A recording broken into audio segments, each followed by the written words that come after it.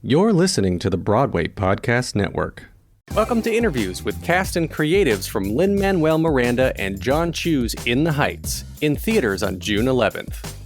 Hello and welcome to Black Hair in the Big Leagues. I'm your host, Salisha Thomas, and my heart is thumping. Please help me welcome Daphne Rubin-Vega! And I am so excited. You look so beautiful. I wanted to start by saying, okay, so the show Hamilton today has made like musical theater mainstream for a lot of people who aren't in theater. And back when I was in the 7th grade, that show for me was Rent. It was the first show that I'd ever been exposed to, the first cast album that I purchased and listened to more times than I can count. And before I realized who you were, I was listening to your voice for so long. And so it's such an honor to meet you and to get to talk to you today.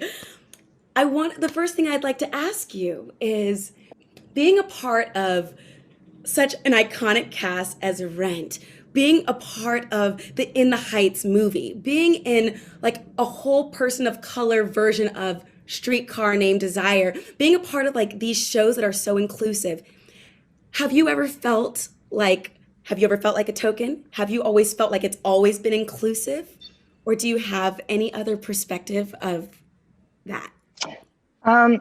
Yes, to the first question, I have felt like a token. Sometimes I didn't even realize that that's what it was. I grew up like normalizing spaces that didn't look like me. I grew up in many spaces where people didn't look like me, even in my own home, my mom passed when I was young.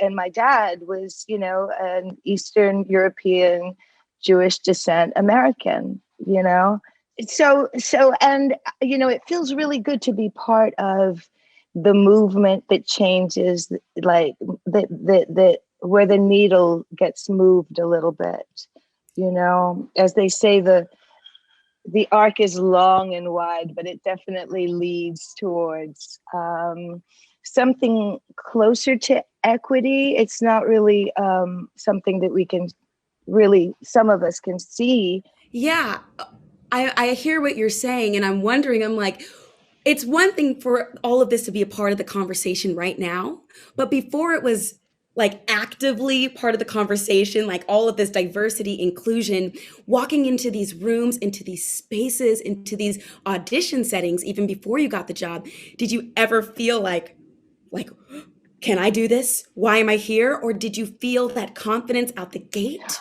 I'll tell you what happened when Rent exploded and was such an unexpected juggernaut. I had conversations with people who were in the industry, who knew more than I did, who meant well when they said, "This is an anomaly, Daphne. Don't think that this is going to happen every day of your life." And it's not because you can't do Chekhov or, things that you've studied to do in school. It's because the world is not ready to perceive you that way. Because I remember thinking, like, why can't I play Sally Bowles? For example, that's just an example. But, so it just goes to show how things kind of have changed a little bit, but need to change. Really what needed to happen was for us to start telling our own stories, right? Because it which is so different. It's not trying to do Three Sisters, which is fine. We can cut our teeth on these things, but to tell our own stories is so much more powerful. Oh, I love that. I love when you said, why can't I play Sally Bowles? It makes me feel like having, as a child, you're being, well, I don't know everybody, but like being told you can do anything, the sky's the limit. And then we grow up and put these limitations on ourselves, or the world does, or whatever. And it makes me feel like, well, why not? And to continue with that, with that? Well, the thing is that like, I can't play Sally Bowles, but Sally Bowles could play me. And so that's changing a little bit there. Do you know what I'm saying? I know you do. Yes. Okay.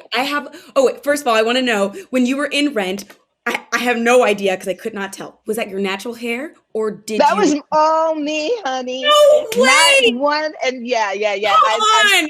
I need to boast because those days are over, but that was every single hair in that head. You was wore mine. your hair 8 that times was a my week. hair. Like, I was freak flag flying. Oh, I was that's flying amazing. the flag. It's so beautiful. I haven't gotten to see In the Heights movie yet. Oh, I cannot wait. I know you're so excited. Because everybody else is. Okay. With whatever, I have no idea what you're going to look like, all the things with your hair design. Did you have any say in that, or were you just like, do whatever you want? Like, how did you approach? We have say, we have agency. Like I don't think anything was imposed. I mean, it was like, here's what we have and what we're thinking, and it was like, okay, let's see what I can work with and play with and help create. I mean, I love clothes. I love self-styling, help. I love makeup. I love playing dress up, and so it's really fun when you get to have a character that enjoys playing dress up, more than you do. Right? That's so cool. Okay, now this question it can be a little leading because you're iconic. Thank you. Because you're welcome. You're so welcome. Because you're like an icon, it might already be a given. But when you are on set, whether it's for a movie or you're on stage or backstage for Broadway or anything else in between, do you, as a person of color, feel seen? As a woman, feel seen? And I say that's leading because you are who you are. It might just be a given. No, nothing is a given. For in the Heights, yes, absolutely. I've worked with Quiara Hudes also a few times for many years, and in certain rooms, definitely feel seen. I worked on a show called Empanada Loca, which was a solo show. Written and directed by Aaron Mark at the time for Labyrinth, and I felt seen. And then we can move into other spaces and like go into our makeup and hair trailers and be like, I don't feel seen, right? And so really it feels imperceptibly slow. But I do. I'm a romantic. I feel like it's morphing as we speak. But yes, and you never know how much you've missed not being seen until you are. Sometimes it's like, I didn't know that I was lacking this. I'm not crazy. Yeah. A lot of this work that we're doing to just shift the cultural gaze ever so slightly is incredibly powerful for those of us who are like, oh, I didn't even know I was missing this. Right. Daphne, I think that's all the time that we have already. And I just wanted to say thank you for your time. You're so beautiful. I don't know if you styled yourself today, but it looks... Thank you, Salisha. Gorgeous. And thank you for your time. Yes, peace and blessings. See you next time and enjoy the film. Hi, this is Dori Berinstein from Deep Dive Broadway and the Broadway Podcast Network. I'm thrilled to be talking today with Olga, Merediz, and Jimmy Smitts, stars from the film In the Heights. I'm so excited to talk to you. Congratulations with the film. It's spectacular. And Olga, I can't tell you how many times I saw and loved you in the original production of In the Heights. You both have fascinating history with this show. Of course, going all the way back to the beginning, Olga, in the original production. And Jimmy, I understand you were the announcer did TV commercial announcing for In the Heights a long time ago. Is that right? They just, I mean, I was just so impressed when I saw the 37 Arts iteration, the off-Broadway iteration. But I had heard, even before that, I have a good friend that I went to college with that worked at the drama bookstore, and he sent me an email that there were these kids that were doing this reading. So that was even before. That was. Yeah, exactly. I think these kids are the real deal, he said, the next wave. But when I saw the production at 37 Arts and off-Broadway, I was just like so wowed. And I remember my wife and I would just looked at each other and said, this is what everybody has been waiting for, So after meeting these guys and talking to Lynn, after you guys made the move, I said, I want to be able to help in any way I can. So that was my little contribution, to do a voiceover for the Broadway commercial. Amazing. Olga. But to be able to watch Olga, yes, got her stuff and all of the different, and now to see her on the silver screen.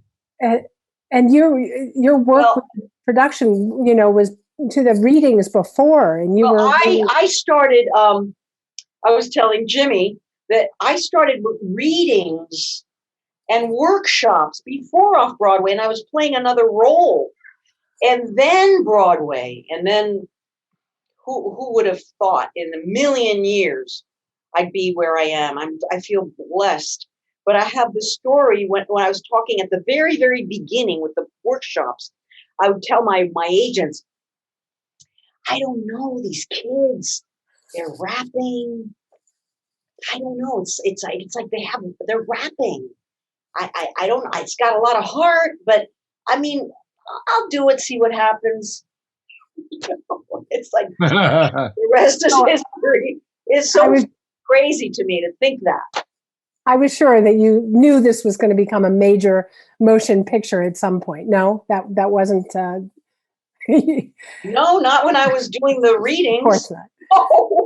Yeah, no, and I understand that you all have also worked together. Jimmy, I know you played Lynn's dad in Brooklyn Nine-Nine, and Olga, you were in the same show together. So as this was all coming together, I imagine there was some, since you were working together on that show, that there was also a continued conversation about should this evolve into a motion picture. You mean? I mean, we did. I mean, Jimmy and I didn't work together in Brooklyn Nine-Nine. I played Rosa's mom. Yeah. With Trejo. Danny Trejo played my husband. But I know Jimmy from way back in the 80s. In New York. And I was doing a play at the Public Theater with his wife. And Jimmy would come and pick up his wife. I think they weren't married then, right? You were not. I'm not. No, you were going out. And so I know him from way back. And we've bumped into each other along the way in this industry and all its different facets. It's all circles. That's right. And who knows what's to come?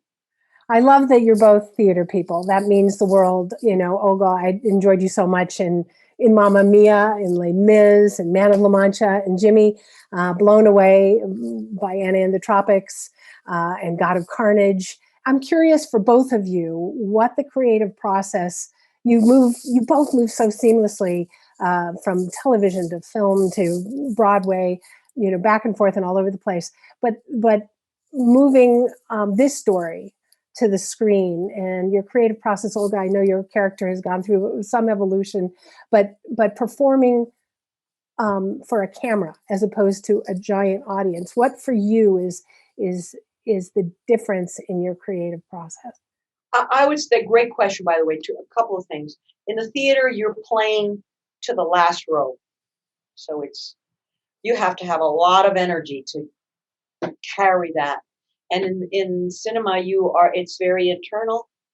You have to have it inside of you, and it's very inner work, And when you're singing a song on Broadway, you take the audience and yourself on a journey, beginning, middle, climax, end.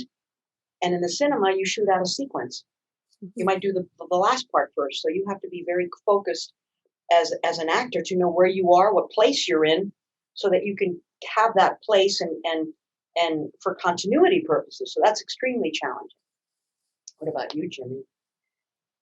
Dori, after seeing the film recently, I was kind of struck by the sense of ensemble in the movie, and how the relationships just pop, and the performances, because of John's direction, are just like modulated. So you do have those moments that are very personal, and then you have those belting moments and big. But the sense of ensemble, and I think it has to do with the fact that the majority of the cast has theatrical roots. And because there was an involved rehearsal process prior to the actual filming, I think it coalesced the group in a really wonderful way, because it's just like gear shifts that you do. So, and hopefully you have a talented director like John Chu that's able to help you modulate a performance that, like Olga had in the Paciencia and Fe sequence, which is such an out of sequence thing that she had to and was able to modulate. But I just think that the theatrical springboard that the cast has as an ensemble really pays off in a big way with regards to the film. It was an exciting opportunity, Olga, for you to be able to, through the film, open up the character and open up all the opportunities for engagement, all in many different ways. Yes, to really sit down on a New York City, Washington Heights stoop and be in a real apartment, and the subway tunnels, and the way John Chu directed it. His sense of cinematic visuals are amazing, and the way he just breaks that fourth wall, and he really tells the story of Abuela Claudia. It's just amazing. I just had to be there, and everything was happening around me. But it's impressive. Well, New York really is a character in the show. I just have to say, because I know our time is up, that when I saw the show on Broadway, it was a show for the world. It was everyone's story. And having seen the film, I feel the same way. You're telling my story, and I know the world is going to embrace it. And I'm so excited it's out as a film. Congratulations to you both. Thank you. That means a lot, Dori. Thank you. That means a lot. Terrific. Olga, I'm sorry, you were going to say something. No, I'm glad you said that, because these themes are universal about family, community, and the music. It doesn't matter if you don't speak the language or the slang or whatever. The music it'll cut right through, and the dance. Couldn't agree more. Thank you both so much. Enjoy all of this. You're going to make so many people so happy. Pleasure. Thank you. The movie we need right now. Oh, absolutely. Absolutely. It's a little bit of joy. Very much so. Thank you. Thank you, Dori. Thank Bye. you. Hello, I'm Jesse McAnally, the host of Musicals with Cheese on the Broadway Podcast Network, and I'm lucky enough to be talking to Quiara Alegría Hudes, the screenwriter for the film In the Heights. Thank you for sitting down with me. I really appreciate this. This is wonderful. I'm so excited. I'm just going to get right into it, and I'm going to get some nuts and bolts questions out really quickly. I'm very curious about screenwriting for theatrical styling. So I saw the film on Sunday. Wonderful, wonderful movie. Thank you. But I'm very curious. How do you write action lines when there's dancing? Do you get into the specific nitty gritty, like, here's what happens with this line, or you'd be like, they dance? I love that question. I mean, I'm such a like writing nerd, you know, so I could go on and on about the technicalities of it all day. It varies number to number if you were to look at the screenplay. So for instance, if you were to look at When the Sun Goes Down, that was probably the last musical number we decided on what to do with it. We weren't sure. John and I kept talking about it, and it was completely his idea to do it on the side of the building. You know, he came to me, he pitched that idea. I was like, absolutely. Cause I like Nina, fell in love when I was a teenager, and that's how it felt. It felt like gravity works differently, you know? And so in the screenplay, because that came late after I'd already written maybe the shooting draft of it, it's very minimal. It's just, they dance on the side of the building. You know, and it's left to John to storyboard. It's left to the choreographers to storyboard. And they had to do a lot of like really interesting gravity trick work to make that happen. And so even when we brought in those specialists who were kind of playing with the centers of gravity, they changed the storyboard a little bit too. And then Lynn wrote a new like musical thing. So that's very minimal in the screenplay. I'm trying to think of one that's much clearer in the screenplay, like the finale. Okay, there's a lot of dance in the finale, but I have beated that out much more clearly because there's a lot of information revealed in this and plot revealed in the finale also. And so, you know, we change settings. We go back and forth from here and there, from Washington Heights, Dominican Republic. And I had to really closely script out those beats. And then the choreographer took them and John took them and made them into the scenes that they are. But that was much more closely crafted. Speaking of that framing device, like, was that your introduction, or was that John, or was that, when did that become? Because that was not in the original show. That was mine. And yeah, you know, it's for a few reasons. One is when you're on a theater stage, the set is the block. You know, we can't go to Abuela Claudia's Cuba. We can't see it. We can't go to Usnavi's Dominican Beach, but we can on screen. And why wouldn't we? These places are rich. Also on stage, we can't go in Abuela Claudia's living room. Even going in her living room, I had to rewrite her scenes with Nina because that's a much more intimate setting. You know, so those scenes became much more personalized because they're not, you know, out in public on the block. So yeah, I was like, I want to see Usnavi on his beach. I want to see that. That was just an instinct I had, but I didn't know how. I tried it a million different ways. And then I came up with the framing device and I said, you know, Usnavi is older and he's telling the story of his block in Washington Heights. And what that gave us then, the domino effect of that is that then we get an even younger generation than Sonny. And that's when I knew this is really right for the movie, because it has always been, In the Heights, it's always been a multi-generational piece at heart. But for Sonny, the, you know, 16-year-old to no longer be the new generation, actually for there to be the next generation coming up, that was really exciting to me as a prospect.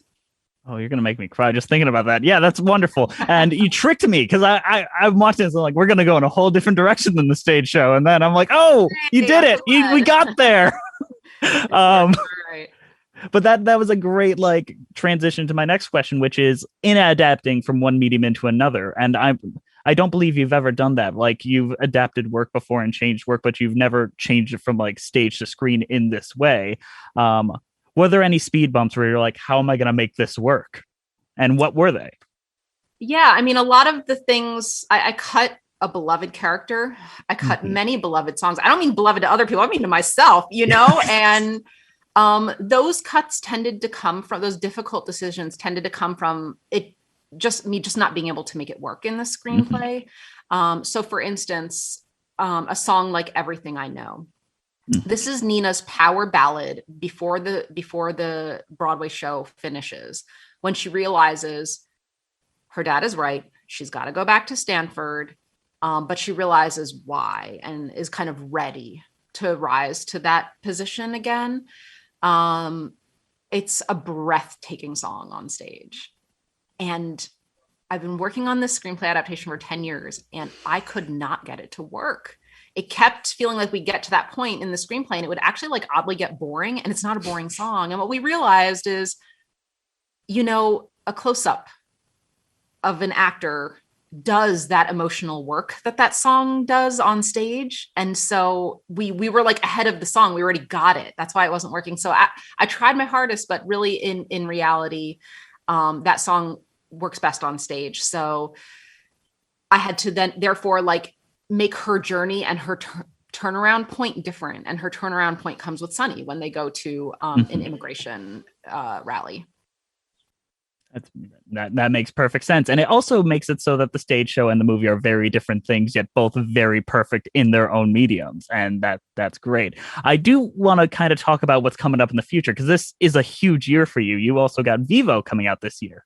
Yes. What was it like writing an animated film? Like I want to know all about that.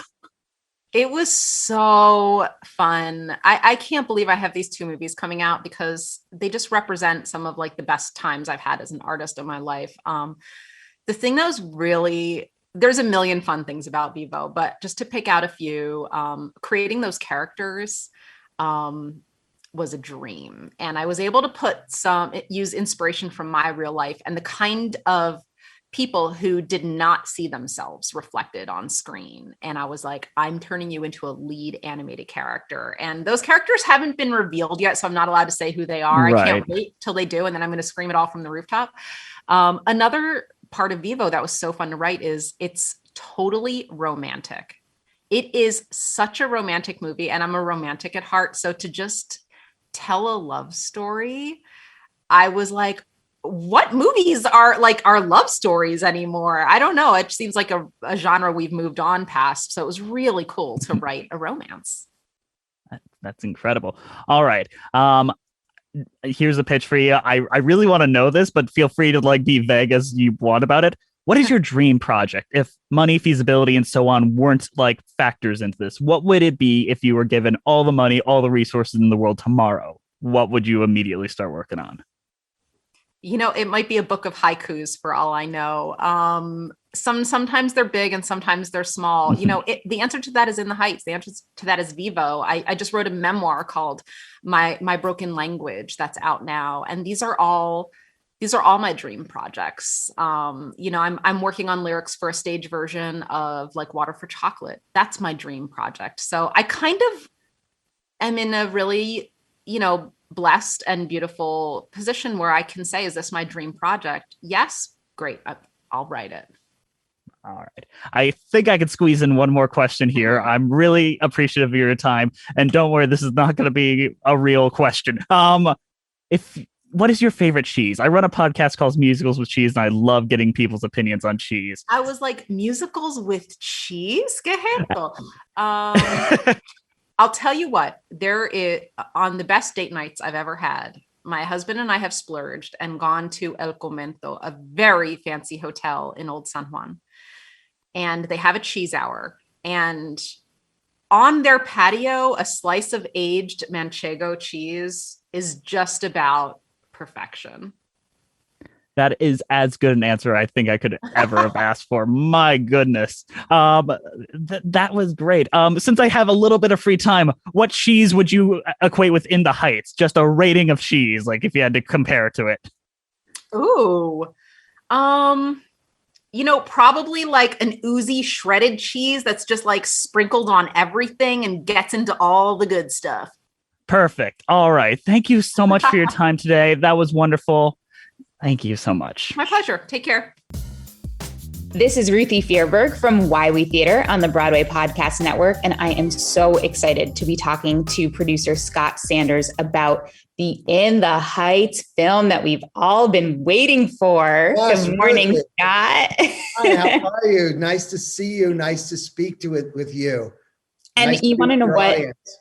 This is coming full circle for me personally, because back in 2009, I worked for the producing office, Kevin McComb and Jeffrey Seller, who were the producers of the Broadway musical on stage. So now to get to talk to you about producing the movie is super exciting. Well, I agree with you. I happened to be fortunate enough to both see it off Broadway, and then I was a guest of those folks on opening night on Broadway, and was so blown away by the freshness of it and the energy of it. And I really loved that Jeffrey and Kevin and Jill, took it from off Broadway and said, yes, there is a space for this story, and there's room to tell stories of characters that some of us haven't seen before. And obviously Lin created a score that none of us had ever heard before and really turned Broadway on its ear. So it was so exciting. A couple of years later, I was on a set in Atlanta making a movie for Disney, and Lin was an actor in the movie. And he came over to me one day and said, hey, another studio was going to make In the Heights as a movie, and they've decided not to make it. Would you like to produce it? And of course, I was so flattered and honored. And I said, yes, I think In the Heights would make a beautiful movie. Of course, I'd love to do it. And then it was interesting that about a year before that, I was having breakfast in LA with a young John Chu, who was a burgeoning filmmaker. And I was so impressed with his vision and his energy and his passion for music and storytelling and heart-filled stories and dance, really. And so I filed a little note in my head back in those days. Oh, I wonder whether John Chu would be a great director for a Broadway show or a musical film one day. So here I am with Lin, and he said, what about you producing this movie? And I said, what about John Chu as the director? And he said, you're not going to believe this, but Vanessa, my wife, and I had our first date seeing Step Up. We love John Chu. So it was again, kismet back in those days for me too. And so I'm so thrilled to be here all these years later, finally being ready to put this movie out for the world to see. That's amazing. Thank you for sharing that story. It's funny. I was watching the other day, the Howard Ashman documentary on Disney Plus. Oh, isn't that great? Known as Howard. And there's a question in there. I think they're at the 92Y that asks him about making movie musicals. And he says, doing it in animation, I think, is one of the only ways it actually works, because the characters can take this on. And I think making movie musicals is, I think I'm crazy to have done Little Shop, or I'm crazy to attempt to do anything else. So what to you, we've seen major successes and major flops in the movie musical genre. But if this trailer is any indication, In the Heights is going to be a success. I mean, it is vibrant. It feels epic already. So tell me about making an adaptation that feels like theater, but is on film. Well, it's obviously both an exhilarating and exciting opportunity. It's also an intimidating and challenging opportunity to do that, particularly when you think about Lin and Quiara adapting their own work for cinema. But, if I think back about all the stories that I've ever told as a producer, they have to have heart. I mean, that's what attracts me to a particular project at any given time. And there's so much heart in the Heights, and there's so much joy in the Heights, and there's so much sense of authenticity and stories of people that you might not be so familiar with. And so I remember when we got started on this, that the ambition was to do something new and fresh that people had never seen before, and take that germ of what Lin and Quiara created off Broadway, then on Broadway, and they were groundbreaking in both of those instances. And it was up to us to now make the movie groundbreaking yet again. And I think back to, I'm sure we've both seen every musical film that's ever been done. And as you said, some work better than others. I think back to when I sat in Times Square in the balcony of a movie theater one night and saw Moulin Rouge for the first time. And Baz Luhrmann's work and vision blew my mind. His use of visuals, his use of 50 composers to create a score. No one had ever done that before. And here we have a musical that Lynn and Quiara wrote that was also groundbreaking. Okay, now what are we going to do in the film version to continue that thread? And John Chu really was the secret sauce of that. And he had a vision for how to make magic with this story, at the same time keeping it grounded, but also bringing some magical realism into the storytelling. The casting, it was imperative from all of us from day one that we bring fresh faces to this movie, that we bring real representation of Latin culture from around the world in our cast, that we bring actors from the neighborhood, that we bring some actors from Broadway into the movie, that we really make Washington Heights a character in the movie and really show it off in the most beautiful way. We had the resources, fortunately, to be able to shoot for all those weeks in Washington Heights on the streets in a very hot summer, some days with big giant thunderstorms in the middle of the day that interrupted our filming and delayed our shooting. Oh, yes. But all of that, I think, there was an intention in the ambition from day one, and I think it's been realized. And I'm really excited that this movie musical, I think, is unlike anything anyone's ever seen before. And I have to give credit to, again, the vision and the ambition, and then everyone behind the scenes that supported us being able to make that happen. Yeah. And what was it like combining, I think sometimes you bring the entire main creative team over so that you have the DNA from the original. Sometimes you bring in an entirely fresh crew, but you decided to mix it up, keeping Lynn and Quiara, but getting John and Christopher Scott as your choreographer. Yes. How is it to be the leader of that hybrid team? Well, I mean, I would love to tell you that it took a lot of skill and talent, but honestly, everyone was on that same page from day one. I mean, from the very beginning, it was like, all right, this is a wonderful, well-received musical with lots of fans around the world. And now we have to put that aside for a minute and think about it in a whole new art form. And everyone moved in that direction immediately. And it was great to bring some of the original members of the creative team, including its authors, as key participants in that adaptation, but also to bring fresh blood and fresh eyes and fresh ideas.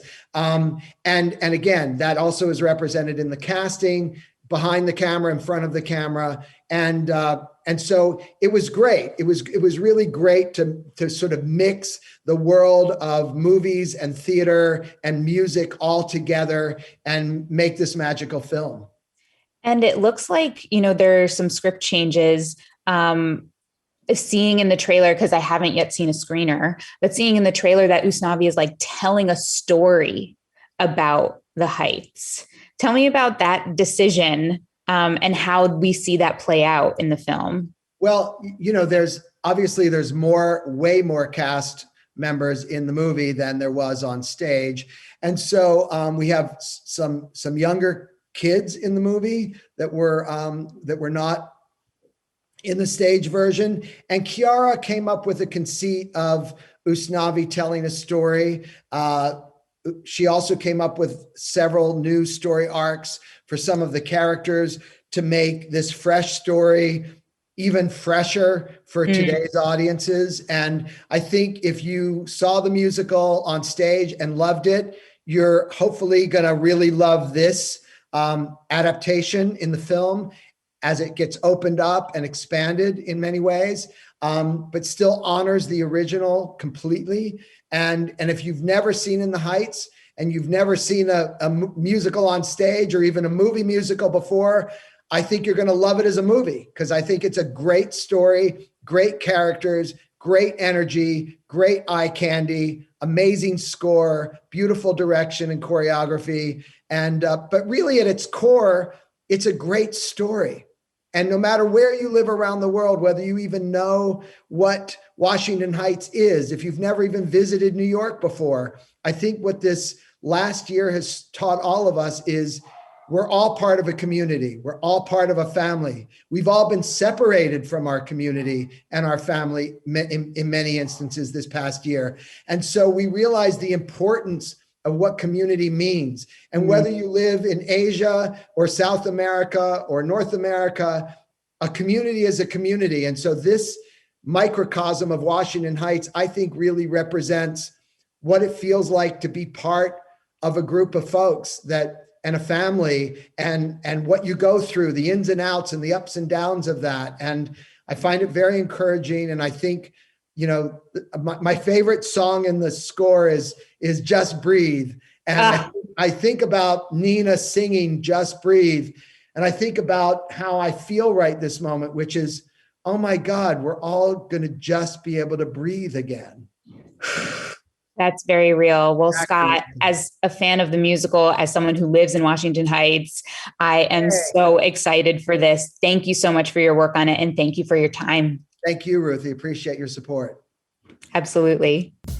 Welcome to Take a Bow. I'm your host, Eli Tokash. I was able to do a little interview with Gregory Diaz. Curtain up. So, Gregory, what does it mean to you to be a part of such an incredible story as In the Heights, and just an important story to tell? In the Heights holds so much to it, It's there's really a lot of important themes and messages that I hope portray to the audience and those who just leave watching the film, like the concept of home and dreaming, and just that home and community and unity. Yeah, absolutely. So everybody knows this, of course, but In the Heights is a star-studded cast. It's incredible, with legends of both the theater and movie industry involved in the project. What is it like to work and learn from the cast every day? It was such a great experience coming into a film with, like you said, such a list of iconic actors and actresses, and really with certain people like Jimmy Smitts, and coming into work with people like John and Lynn. I really got to pull different parts and bits and pieces from all of them that I still usually now in my career. That's awesome. I mean, you have a sort of a background in, more of a background in theater, as you were on Broadway and Matilda and everything like that. Like, how cool was it to kind of combine the love you have for theater and do it on the screen? It was great. I honestly never thought that I would get the opportunity to do something. Yeah. And I have such a deep and loving passion for both film, but also Broadway. So to be able to really combine those and be a part of such a great film that I think combines them both really well, it was amazing. What was it like to film during the pandemic? Actually, we didn't. We filmed, it was 2 years ago that we filmed. Okay. It was the summer of 2019. Okay. Yeah. So this was pre-pandemic. That's awesome. So, okay. Do you have a favorite memory of filming? Favorite memory? Honestly, every day was so great, but I would have to say probably one of the most memorable memories I have was the 3 days of filming 96,000. The energy was so high, and those 3 days, we had some trouble with the weather. It was raining a lot, but anytime that we could get, we were just hopping back in the pool or getting that camera out and just rolling. So you obviously play Usnavi's little cousin. So what was it like to just be with Anthony Ramos and kind of get that whole learning experience? I'm sure it was a workshop every day. What was it like to just work with him really close? Anthony's great. My first experience beating him was actually for my director's session. Anthony was in the room and I was reading one of my scenes with him. And it just immediately, as soon as I saw him, on the inside, I'm here fangirling. But on the outside, I was all right, I've got to keep my cool and do what I've got to do. Absolutely. Anthony, he's such a great guy. He's honestly a big brother figure in my life. That's awesome. Do you notice a big difference from the movie to the musical? There are some aspects. Honestly, a lot of it is the same. The people that have seen the Broadway show or heard about it, they'll definitely be able to connect to. Yeah. What are you hoping that audience get out of seeing the movie the most? I just want people to walk away, feeling excited, and the Latinx community to walk away feeling represented and proud to be who they are. But honestly, just everybody to walk home with those main themes of the film, like home. And although we are talking about Washington Heights, which is an individual place in New York, home is anywhere. Home could be across the globe if you're watching it. Yeah. Are you happy like that this is finally coming out in this current state of the world that we're in? It's so relevant. Are you like excited to be a part of the representation for the Latinx community and all of that? Yeah, I definitely, of course. I mean, it was originally supposed to come out in 2020, but of course we had the pandemic. So we decided it would make more sense if we pushed it back. And because we really just wanted it to be a film that people saw in theaters, because there's just something about going to the theaters and the whole experience that just kind of makes it so much more grand to go see a movie. But also with the representation, I find it really important. And like you said, this is a really important time to push a film like this, especially with certain things that are going on in the political climate. I think it's going to be great. Amazing. Thank you so much. Thank you, Eli. This is Alan Seals with the Theater Podcast. Here now is my conversation with stars from In the Heights, Leslie Grace, Melissa Barrera, and Corey Hawkins. Alan, what's Hi, up, Alan. man? How are you doing? Let me put you in gallery mode. There we go. Now I can see all of you. Good. Alan! Let's go. Thank you all for doing this. I am so excited to see the film. It looks incredible, and I actually want to start out, obviously coming from the Broadway Podcast Network. My background is in theater, and In the Heights, of course, we all know where it comes from, the background and the theater overlap it has there. But all of you, well, Melissa and Corey specifically, you both have very specific theater backgrounds. Corey, you even have a Tony nomination, and Leslie, you have a slightly different background coming from the singer-songwriter world. I was wondering what it's like on set, given your various backgrounds, approaching the film of this iconic musical, knowing that this still needs to keep its theatrical roots. So, Melissa, let's start with you. I don't know how to answer that question, because this is my first experience doing a musical movie. So everything that we did just seemed like this is how things are supposed to be done in like shooting a musical movie. But what I appreciated was that we got a lot of rehearsal time, more than you normally get when you're doing theater. We got 10 weeks of rehearsal, obviously, because the scope of the movie and the size of the numbers and the number of dancers in each movie, in each musical number was crazy. And so we needed that time, and I'm so happy that we got it, because it really helps to like get into the character, and the bond that we all established while we were spending so much time together in rehearsals really helped to make the relationships within the characters and then the love that's there, this community that grew up together and they know each other for their entire lives, to like be so real. And I think that like comes across on the screen. But it was very similar to doing theater in a lot of ways. But the pressure, I think, of knowing that you get one chance to do it right, because they're going to pick one take, and that's the take that's going to live forever, is a different kind of pressure than like live theater. Mm-hmm. So, yeah. Corey, what about you? Yeah, there is that thing with live theater, because you get to go on stage and mess up. You get to be messy, and you get to be you get to forgive yourself for a performance that night that just wasn't where you thought it should have been or whatever. And then you get to come back and kind of do it all again. And there was the luxury of being able to rehearse, and to really just play and to go.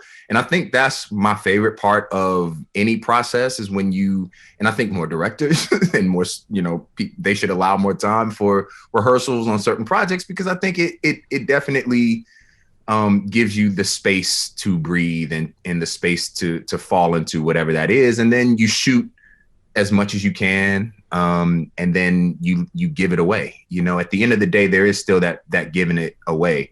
You give it away to your director, who we trust inherently, and your creators, the creative team, to kind of put the right thing, the right story together that feels the best, that has the right heart. But you got to give them all the options. You know, you have to play first and then give them all of that. And so there is a bit of a, you know, people are like, oh, well, you like film better or theater better. But this experience was definitely, I felt like, the best of both worlds, because we got to sort of do it all with the best of the best of the best and an incredible cast. Yeah, Yes. amen. Yeah, Leslie, what about your side? Yes, I agree with what both Mel and Corey said. And it's interesting, even though I don't have a theater background, I correlated like that time that we did get to play in rehearsals and pre-production time to like being able to find it on stage, you know, and in my performance, in my musical performances. And it is a different level of pressure to, you know, have in the back of your head, this is going to live forever. The take that they choose is going to live forever. So the rehearsal process was, I think, really important for all of us to like in every choreo session for us to like also keep in mind the scene that we were in, and, you know, for all of these big numbers and like how your character is moving through all of these dance moves. And it's a lot to navigate through and piece together. But I tried also to just keep in mind that, you know, we all have our strengths from our previous backgrounds, and they all kind of, because it was the best of both worlds, they all kind of came into play for our characters and what we were there to do for this musical adaptation. So it was like the best of both worlds, live performance, which we did some of that while shooting as well. And, you know, also capturing that one moment that's going to live on screen forever and, you know, finding it. I love that. And this movie is also, I think, another well-needed milestone towards bringing representation and diversity into the world, into mainstream film, of course, which will undoubtedly have a trickle-down effect into our local Broadway scene. So how do you each hope that the film's release is going to sort of affect the awareness within representation in our community, especially now as Broadway's just now starting to come back? So Leslie, let's start with you on this one. I'm sorry, what was that again? How do we hope that the film is like the film is a milestone towards representation in mainstream media anyway, and it's going to have a trickle down effect into the Broadway community, which right now historically is just underrepresented and having lots of issues. Yeah. So how do you hope that the film's release is going to tie back to improving representation in Broadway? I mean, I hope that people just take this as a proof of concept that, you know, you can have incredibly brilliant, you know, people of color who make something that is felt and that is beautiful, and that also the process of it was incredible. And we, you know, Mel says all the time, like, it shouldn't be so rare that we, you know, it's amazing that we get to celebrate how amazing this experience was for all of us, but it's almost kind of like sad that it doesn't happen more often. And we all really hope that this movie and what people take from this film is not only the beauty of the story of In the Heights that is already so beloved in the theater community, but that they also take the story of like the fact that this production happened and it was, you know, taken, you know, to the highest scale, and that you're seeing people that look like us on the big screen, and it's showing the world that